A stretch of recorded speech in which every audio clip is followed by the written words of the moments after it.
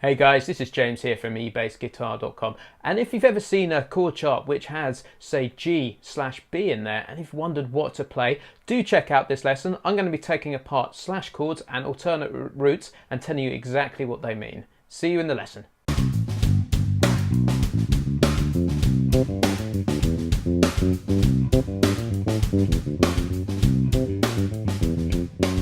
So guys, we are here today to talk about alternate roots, or slash chords as they're sometimes seen. In a piece of music, it's quite common that you will see maybe G written with a B in the bass, G/B, and you're wondering as a bass player, well, what do I play? Do I play a G, or do I play a B, or can I pick either? And I'm going to take these apart for you now. What these are is a thing called alternate roots, or some people call them slash chords. And this is where we as a bass player will play one note, okay, and the band will play the chord above it. So if you have a G over B, the band, the guitars, the keyboards would be playing a G chord. Okay. And if we say have a B in the bass, we would play a B like that. Okay, so that's essentially what they mean. So if you see that in a chord chart, you take the kind of the lower one in the slash, okay, the underneath one.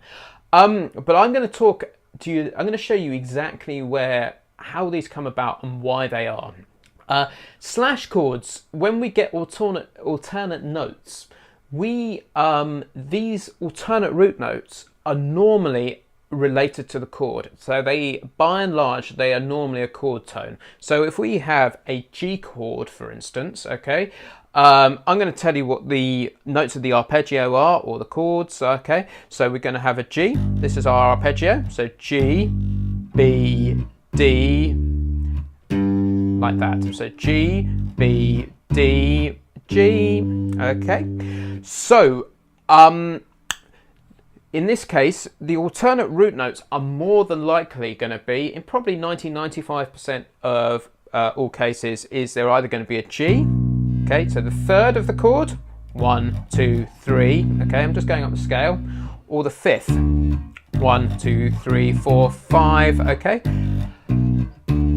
So these will also work, and what they start to do is they start to give a different flavour to the chord. You might sometimes see the seventh, so if we had a G7 chord, okay, sometimes you might see, okay, a G with an F in the bass, okay, that would work, so that's the seventh. So by and large, they are normally a root, a third, a fifth, or a seventh. The most common ones in my experience are the third. So what I'm going to do is I'm going to show you an example of how this works in a real situation, using the third in the bass. And I'm going to show you another example from another real song which uses the fifth in the bass, so you can slightly hear the different sounds. And I'm also going to show you why we choose to do this as well. Here I've created a backing track in a piece of software. This is called iReal Pro, and what it enables you to do is put chord charts in there. So I'll show you there. And what it has the capability of doing is playing these chords back to you, so you can hear what they sound like, and you can choose the style. All you need to do is type it in, so you're not fumbling around at a piano like that. I've used this kind of software loads over the years. There used to be a piece of software called Band in a Box, which I believe is still really available still, but iPad and tablet alternatives have now come out which work really well too. By and large, these are computer generated sounds, and so they don't sound particularly great, but what they do is they very quickly, so you're not wasting hours of time programming tracks up or trying to get hold of backing tracks, gives you an idea of what these things sound like and gives you something that's kind of fine to practice to. It's all in time, so you can develop your rhythm. It just may not, I guess, be the most inspirational sounds, but it will work, it will serve a purpose. So I really strongly do recommend that. And this is what I've quickly created the tracks in for today, so you can hear me using these, and I promise you I have used these loads over the years. I'm not affiliated to either products, I'm not trying to sell them to you, I just think they're really great tools for practicing quickly. So what I have here, we are in the key of C major, so everything we're going to do here today is related to the key of C major. So everything, all the notes we use is from the scale of C. So C, D, E, F, G, A, B, C. Just like that. So I have a chord sequence here, which is essentially from the Bob Marley tune, No Woman, No Cry. So it's a bar of G, a bar of C, a bar of G, to a bar of A minor, to a bar of F. Okay, so this is a fairly common chord sequence of which is chord 1, chord 5, chord 6, chord 4. Okay, and you'll hear this chord sequence all over the place. I can hear Let It Be by the Beatles in there. It's everywhere. So I'm going to play that to you, and then I'm going to put in the alternate route that the Bob Marley tune uses, and you can. Obviously, I'm talking about No Woman, No Cry here, so you can hear how it goes. So let me play it to you. Just wait for it to load. So it's C, G, so just 4 bars, A minor. So as bass players, what we can do, and this works great, A minor,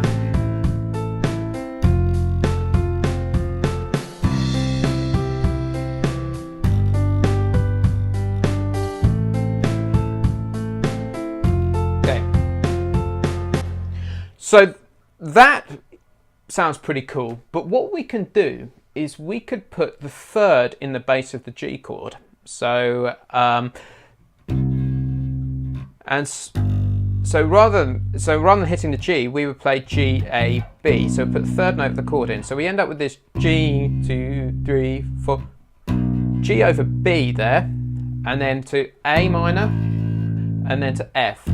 And what we end up is this really sort of beautifully sort of scale-it chord. So we then get to the A minor by step essentially. So C, down to the next step, and then down the scale like that. And that, you'll hear examples of this in music all over the place. Bach was doing this in back when he was writing. He kind of pioneered these ideas, because it sounds really good to our ear to have bass lines that move in step. Not always, but it does work really nicely. So I'm going to show you this idea again, but I'm going to put the B in the root so you can hear how this works.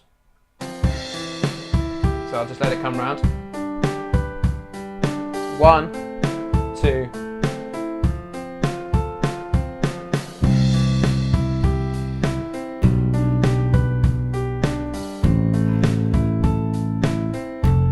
So C, G over B coming up, A. Okay, I'm going to play a regular. Okay, sounds cool. That's the regular G, A minor. Okay, put the B back in. So that's the third in the bass.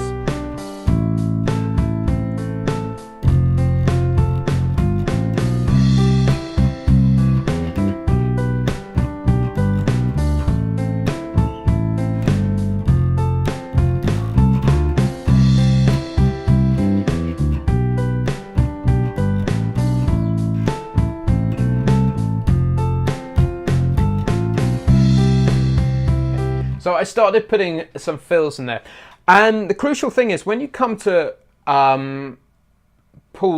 start to improvise some fills on this, you may be going, okay, so I've got this G over B chord here. So where do I create my fills from? Do I play over B or do I play over G here? So when you come to create your fills, always look at the key chord. So you'll be working over. The notes that you will pull from will be from the G major scale, okay? So, okay, But as you can see that the third is well and truly in the scale. So when you come to, essentially when you come to make your fills up, use the key chord on top, so the G, and then our main bass note is the B that we play off. So the other example I'm going to do, I want to show you, is I'm just going to pull it up here. There we go. Is a 1, 3, 6, 5 chord sequence, and you will hear this chord sequence from the song "Runaway Train" by Soul Asylum.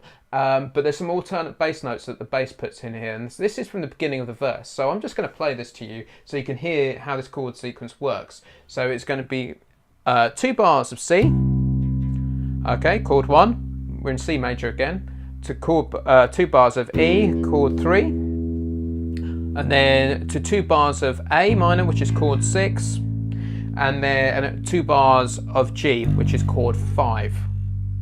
So let's put this together.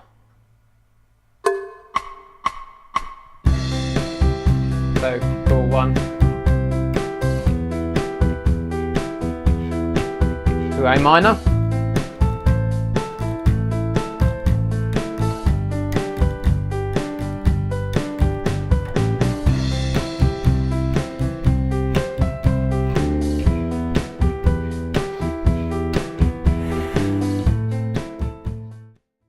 what the bass player actually does here is over the E minor chord, he actually puts the 5th of the chord in. Okay, so the 5th of E minor. So it's actually an E minor over B going on.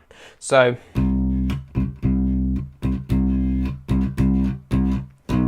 okay, so it's the same idea as before, but it's an E minor over the top. But so let me show you how this works. So we're in E minor.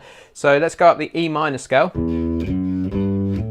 So, or an E minor arpeggio. So E to the G, which is the 3rd, to the 5th, okay, which is the B. So root 3rd, 5th, root 3rd, 5th, okay. So this is E minor over B going on here. So C, okay, but the rest of the chord we can improvise is E minor to the A to the G. So let me show you this one in context. 2.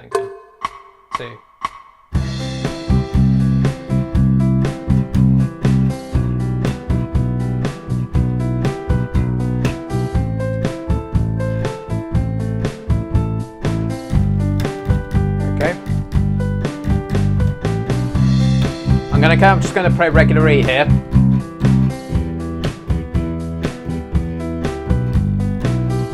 A minor,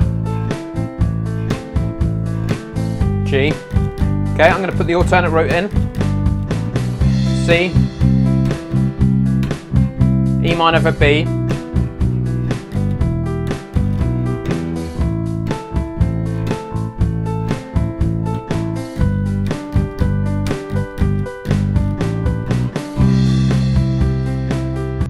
so you can start to see that when we come to play over the E minor chord, the notes that we have to improvise our bass fills from are E minor, we take from the E minor chord, okay, although we've got a B in the root.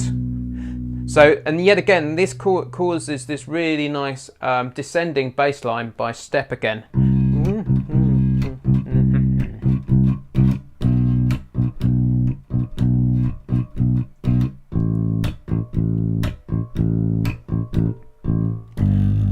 Okay, although the chord on top is slightly different, so we're using the alternate root, or the slash chord is actually the 5th of the chord. So that's it for now. So just to recap what we talked about. So we first of all talked about what chords are, what alternate roots or slash chords are. So if you are presented with, say, a G over B, you'll choose the bottom chord.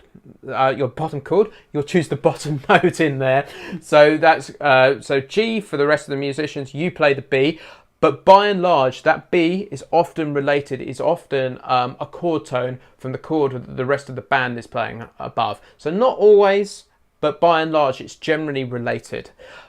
We've talked about how to put this into practice. We've talked why people often do this, so this makes nice smooth descending lines a lot of the time, or it could be ascending as well, because scales sound good to our ears. And we've also talked about what notes we should choose when we come to create fills over the top. So I hope that's been a useful lesson, and it's sort of taken away sort of some of the mystery of what these funny slash chords are. I know people do get confused by them. If you've enjoyed this lesson, please do please do share this lesson, please do leave a comment below on social. I've been James from eBassGuitar.com, and I will see you next time. And as always, keep grooving hard. Catch you next time. Cheers for now. Bye bye.